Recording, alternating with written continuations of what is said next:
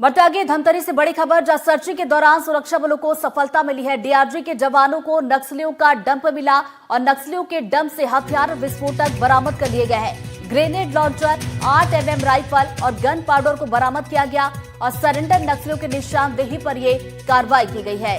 तो बड़ी खबर धमतरी से आप तक पहुंचा रहे हैं, जहां सर्चिंग के दौरान सुरक्षा बलों को सफलता हाथ लगी है और डीआरजी के जवानों को नक्सलियों का डंप मिला है। तो बताते चले कि इस डंप से हथियार विस्फोटक भी बरामद कर लिए गए।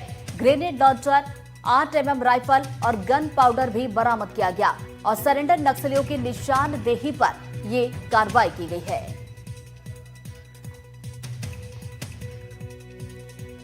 तो धमतरी से बड़ी खबर आप तक पहुंचा रहे हैं। सर्चिंग के दौरान एक बड़ी सफलता सुरक्षा बल के जवानों को मिली, जहां डीआरजी के जवान सर्चिंग पर निकले थे। इसी दौरान नक्सलियों का डंप मिला है और इस डंप से हथियार विस्फोटक बरामद कर लिए गए हैं। आपको ये भी बता दें कि क्या क्या बरामद किया गया है। ग्रेनेड लॉन्चर और 8 mm राइफल बरामद की गई है।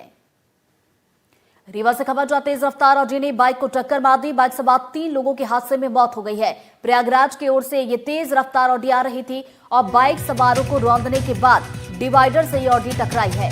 मामले की जांच अब पुलिस की तरफ से शुरू कर दी गई है। तो बड़ी खबर रीवा से आप तक पहुंचा रहे, तेज रफ्तार का कहर देखने को मिला, जहां पर एक ऑडी ने बाइक को जोरदार टक्कर मारी है और टक्कर इतनी जोरदार थी कि 3 लोगों की जान चली गई है। तो प्रयागराज की तरफ से ये तेज रफ्तार ऑडी आ रही थी। ज्यादा जानकारी के साथ सहयोगी जावेद अंसारी जुड़ गए, सीधा उनका रुख करेंगे। जावेद, कब और कैसे हुआ ये हादसा? ये अभी थोड़ी देर पहले का मामला है। इलाहाबाद की तरफ से एक तेज रफ्तार ऑडी कार आ रही थी, उसके आगे आगे मोटरसाइकिल में 3 लोग आ रहे थे, एक महिला 2 पुरुष। इनके घर में शादी थी, ये शादी का कार्ड बांटने मनगवा गए थे। जैसे ही रीवा बाईपास के पास मोटरसाइकिल पहुंचती, पीछे से तेज रफ्तार ऑडी कार मोटरसाइकिल को जोरदार ठोकर मारती हुई दूर तक घसीट कर ले जाती है।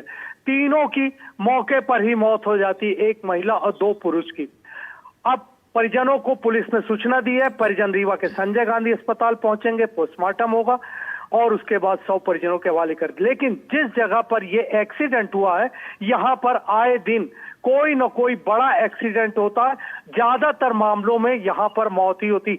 जिस तरीके से यहाँ पर रोड के बगल में कट लगाए गए, उसके चलते यहाँ पर आए दिन दुर्घटनाएं होती रहती हैं, जिसका आज एक बड़ा उदाहरण है। एक घर में खुशियां आने वाली थी, शादी का मौसम था। सोचिए, घर में शादी थी, कार्ड बांटने निकले थे, लेकिन अब उनका शव ही घर पहुंचेगा। जी शुक्रिया जावेद आपका तमाम जानकारी के लिए। ग्वालियर से खबर, जहां डॉग लवर और महिलाओं में मारपीट हुई है। कुत्तों के आतंक को लेकर विवाद हुआ था। विवाद के बाद डॉग लवर और महिलाएं भिड़ी हैं। कुत्तों के आतंक से परेशान लोग थाने भी पहुंचे। 10 से ज्यादा लोगों पर कुत्तों ने हमला किया है। तो ग्वालियर से ये बड़ी खबर आप तक पहुंचा रहे हैं। डॉग लवर और महिलाओं के बीच मारपीट हुई है और कुत्तों के आतंक को लेकर ये पूरा विवाद हुआ था। तो विवाद के बाद डॉग लवर और महिलाएं आपस में भिड़े हैं और कुत्तों के आतंक से जो परेशान लोग हैं वो थाने भी पहुंचे और मामले की शिकायत की है। तो 10 से ज्यादा लोगों पर कुत्तों ने हमला किया है। तो 2 तस्वीरें भी देखिए, आपको दिखा रहा है इस घटनाक्रम से जुड़ी हुई कि किस तरीके से पूरा घटनाक्रम हुआ है। तस्वीरों में आप देख सकते हैं किस तरीके से मारपीट यहां पर हुई है डॉग लवर और महिलाओं के बीच, और कुत्तों के आतंक को लेकर यह पूरा विवाद शुरू हुआ था, जो कि काफी ज्यादा बढ़ गया।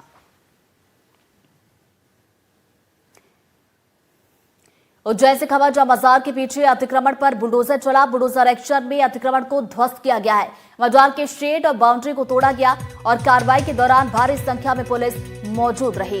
150 साल पुरानी पीर वाली गेब शाह की मजार है और बाकी अतिक्रमण खुद लोगों की तरफ से हटाया जा रहा है।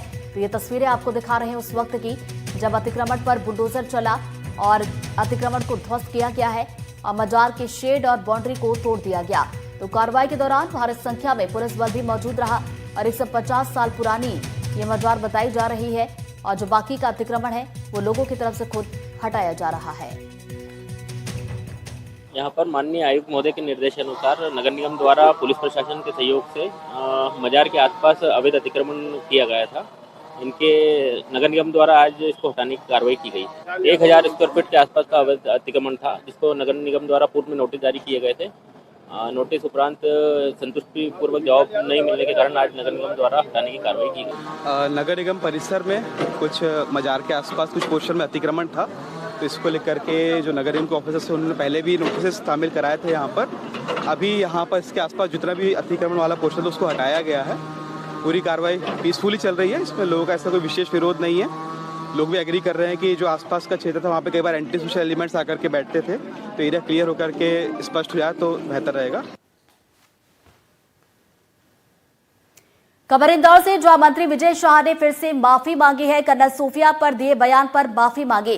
किसी महिला का अपमान करना उद्देश्य नहीं था और देशभक्ति की आवेश में ये बयान दिया।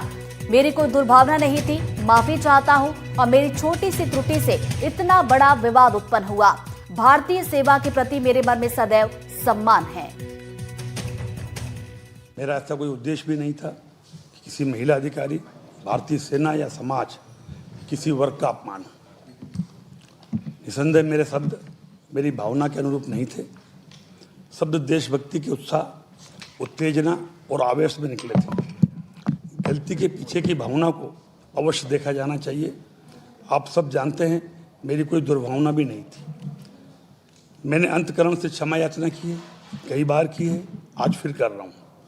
मेरे लिए अत्यंत पीड़ादायक है कि मेरी छोटी सी त्रुटि से ऐसा विवाद उत्पन्न हुआ। मुझे विश्वास है मेरी भावना को सही संदर्भ में देखा जाएगा। कोरों में चीता ने शावकों को जन्म दिया है। चीता आशा ने 5 शावकों को जन्म दिया। कोरों में चीता शावकों की संख्या अब 24 हो गई है। मध्य प्रदेश में कुल चीतों की संख्या 35 हुई है। तो ये बड़ी खबर और अच्छी खबर, कोरों में चीता ने शावकों को जन्म दिया है और कुनबा यहां पर बढ़ा है। चीता आशा ने 5 शावकों को जन्म दिया है। तो बता दें, कोरों में चीता शावकों की संख्या अब 24 हो गई है और मध्य प्रदेश में अगर देखा जाए तो कुल चीतों की संख्या अब 35 हो गई है।